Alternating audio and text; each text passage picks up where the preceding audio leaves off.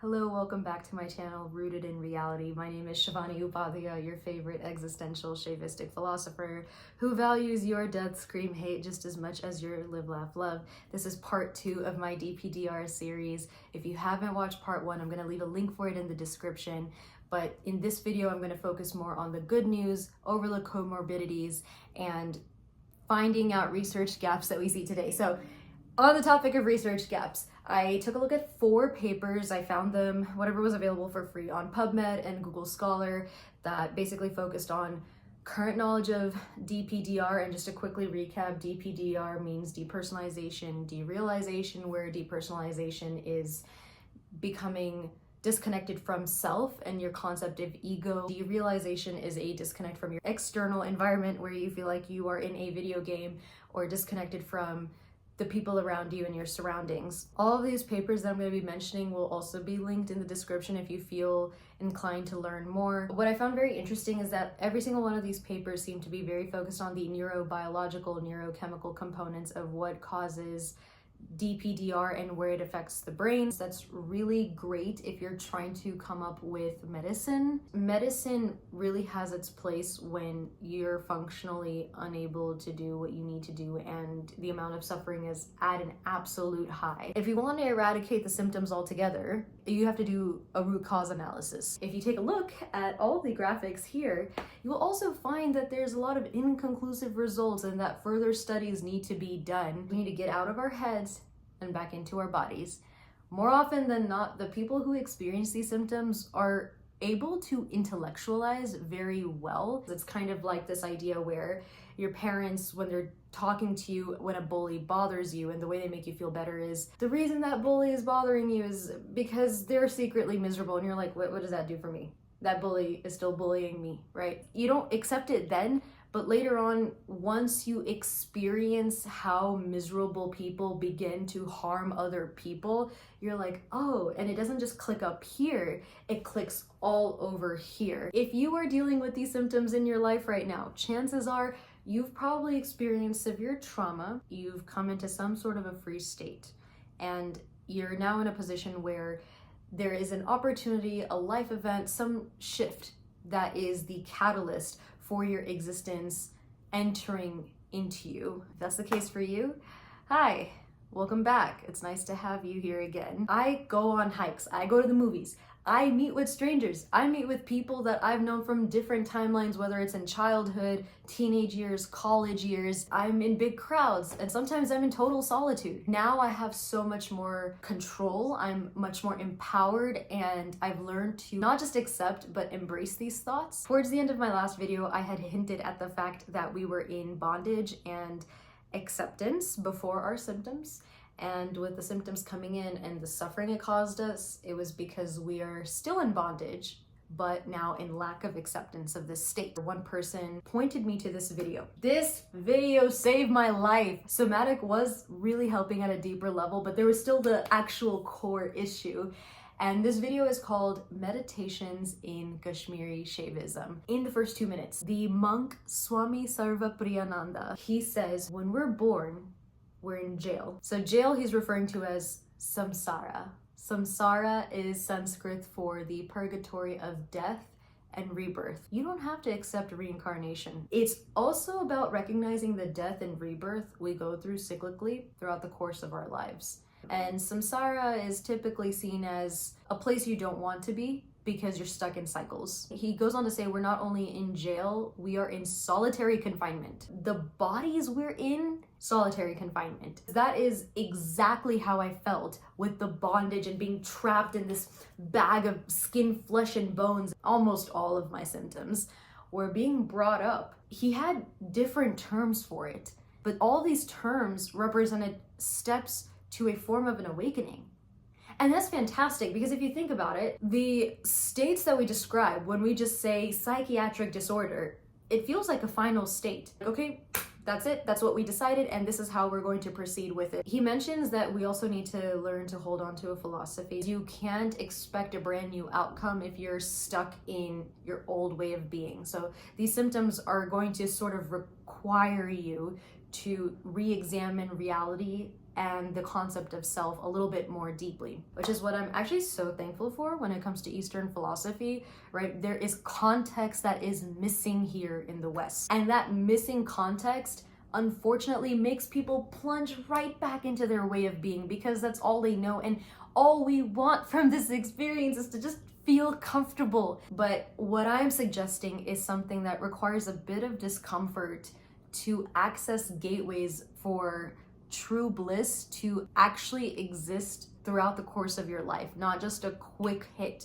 or a quick win. Now, if you have not checked out my Vinyaya Maya video, I'm also going to link that in the description. My hypothesis basically was that in the Vinyaya Maya is where all of the suffering for reality-based disorders take place, because as the name suggests, what is reality? That is dissolving in this layer. But you're actually really close to Anandamaya, and again, with context, you're able to get a lot closer to this level of bliss. Another beautiful point Swami Sarvapriyananda brings up, pratyabhigyana, which is recognition of your true self.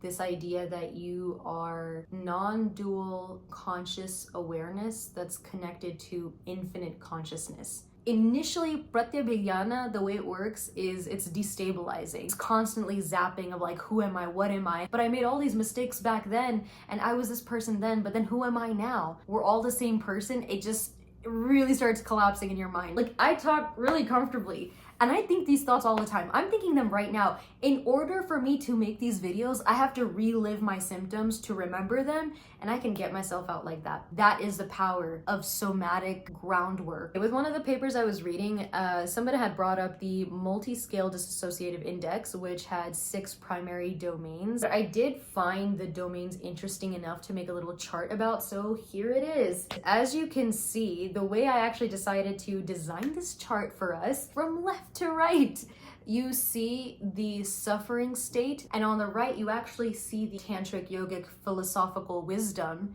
that actually has the exact principle for each of these domains in the awakened state. I'll link the PDF for this chart in the description, but for time's sake, we're gonna focus on the depersonalizing and derealizing piece. The weakness of depersonalization is not feeling real and feeling disconnected from yourself.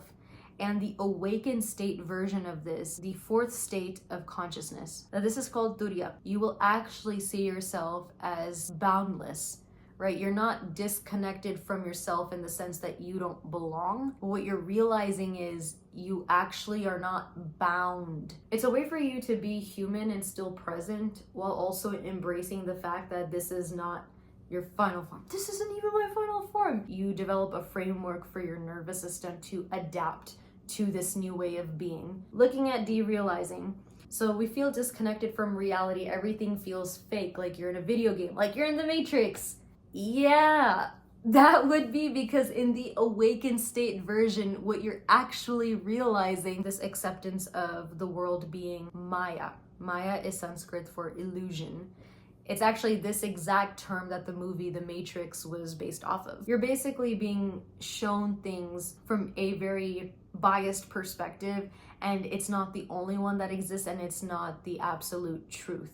If you guys like anime, man, all right, so when the main character gets all of this power and they realize they're like the chosen one, it doesn't really bode well the first time. They'll be like, whoa, what's going on? And then they'll shoot out with their hands, and then their friend will like fly into outer space and like crack their neck open. That's why you see all these really cool, interesting montage, like training, fighting videos of these characters, because that is what these states of being are like. It is like having all of this awareness, a lot of alternative ways of thinking and being without guidance, without context. You either go back into jail and samsara and you keep going back to the default way of being, or you awaken into your most powerful version of yourself. Overlooked comorbidities. So the 2 that primarily hit me were existential OCD and hyper-awareness OCD. Hyper-awareness OCD is when you hyperfixate on your bodily sensations. You feel the fact that you have teeth, bro. It's wild. You think about the fact that you have thoughts, then there's the voice in your head and you're like, is that my voice? How can I hear when there's no sound waves entering my eardrums? You realize you are now manually breathing That's the worst. I'm sorry I reminded you of it. And that's when you start looking at your hands a lot more. The existential OCD is more like, is this like the Truman Show? Is any of this real? Who are you people? Patrick Star. Who are you people? If I'm going through hyper-awareness OCD, it felt like I was here. And if I have existential OCD, it's like, I'm here. I'm outside of my brain in the back. So I was in front or in the back, but I was never actually here, which was really unsettling. When I brought this up to my somatic therapist, she brought up the concept of internal family systems. This idea that there's not one model of the mind that's unitary, but that it is broken up into multiple parts. And these parts take on roles. There's also a book, if you're interested in learning more, called No Bad Parts by Richard Schwartz. It's true, there's no bad parts. All of the roles that these things take on, though they may cause you suffering and others suffering, and that's the part that obviously needs to be worked on, they come from a place of wanting to protect you. It could be like the protector role, it could be the version of you that becomes very submissive so that you can emotionally manipulate to get out of a dangerous situation. There are different ways these parts show up. And so one of the questions my therapist had asked me was, what do you think hyper-awareness OCD as a part is trying to tell you? If there is an obsessive thought pattern on whether I'm alive, my idea of what I believe should be real needs to be double-checked because my body is having a hard time believing it. Like I said, life felt like heaven initially when I moved here. So why didn't my symptoms stop? It was a shock. A shock, whether it's positive or negative, is still a shock. Next time you're experiencing this darkness, I would invite you to think of darkness equaling data. For example, I was hanging out with a friend in Atlanta. We had ordered some wings, having a good time. It starts hitting me like I just kind of, very That's So Raven getting a vision. I would just freeze up in my neck again, and I can't move left or right. I get stuck. And then I started feeling phantoms around me, demons, and I saw flames and I could hear crackling sounds in my head. I was like, hey, I'm in hell. And she was like, damn, is the food that bad? I was like, no, I'm really in hell. Like, there's demons around me. And she was like, no, there's not, you're okay. I was aware that this person couldn't see it, but it felt as if the scenario was like directly trying to apply itself to me, because it was. At the time, I didn't know because I was suffering. But 1 week later, I started thinking, what does hell mean to me? Hell is eternal punishment for a non-eternal crime. I also know that demons represent our negative aspects, our shadows. Finally was able to link that it was the situation with the person I was with at the time that made me feel like I was in constant punishment for a non-eternal way of being, and that I would always be presented with seeing my darkest sides in front of me. That was the problem. So then I was starting to pick up patterns and think, what is this trying to tell me? Our bodies are smarter than we think. I like to say like my body has a mind of its own. Yeah, this is the mind, but no, really, like it operates a little differently. It behaves like when a child needs something and they like try to throw a tantrum to get your attention. So you finally give it that thing that it wants, the attention that it needs, and then it calms down and it's happy. When it comes to our mental health, we don't think that the happy part will ever really happen, so we get stuck in the fear. We think that things only validating us externally are, one, the thing that's real, and two, the thing that's going to save us. As a society, we don't equip people to deal with ambiguity, silence, and self-reflection. If you've been denying something for a long period of time, or there's something that just needs to be addressed, the biggest motivator is if you're going to be freaked out and that's the only thing that's on your mind. But I'm here to tell you the same thing my somatic therapist told me. Not only are you going to survive this, especially as you begin to embrace this different philosophy or a different, and it doesn't even have to be this philosophy exactly that I'm talking about, but take what feels good, leave what doesn't, but stick to it. Accept this shift, because not only are you going to survive now, you are actually going to thrive. I just want to say it's not always going to be this 50-50 split just because DP and DR are always put together. Sometimes it's 30-70, sometimes it's 90-10, where you're leaning way more towards derealization or way more towards depersonalization. And this is where sitting with darkness and gaining data is really beautiful, because now the data will become more nuanced. You'll realize what you need more help with. For example, a comment left on my part 1 of my YouTube video had talked about feeling that things were building up to a pop. And I remember feeling that way. My brain was opening up after being in a freeze state for 24 years. And I'm now overstimulated as hell, man. And now I feel like there's so much information that my brain is finally allowing me to take in my current environment that I also felt that my mind was going to pop and go insane. And so that's when I realized what would help is focusing on mindless tasks. Something as simple as folding the laundry, just being able to get up. That alone is a big feat. If you can get up while you're going through these thoughts, it is how my therapist described as like a bottom-up approach to moving through these emotions. If you can get up and then go do your laundry, your brain is focused on like a repetitive task one at a time, and it lessens the cognitive load. This doesn't mean that you have to take it to the farthest level and that you absolutely have to go back into, corporate world. If that became your character rather than a characteristic, then it would run your lifestyle, and that's not what we want. What we want is a grounding practice. Conversely, if you lean way too much on the existential side, you need to have something anchor you in your humanness, and preferably somebody that can perceive you, that loves you. And so one thing I would lean on is, before I moved here when I was in Atlanta, my friends, I would ask them to hold my hand. They would hold me and they'd be like, Shiv, you're real and we love you. We're here with you too. And then I would just breathe. It's anytime you have a bodily response to something, there's also a really good indicator that you're making progress. So don't discount progress, because we all need encouragement. Another thing I like to do was imagine Miley Cyrus talking to me, imagining her face to face with me and holding like my knee and being like, Shiv, you're gonna be all right, bud. And if you're not gonna be all right in this moment, it's because it's not the end yet. You still have a story. You just gotta keep going. And I would be like, thank you, Miley Cyrus. And I'd start like crying. That's why I got Disney Plus too.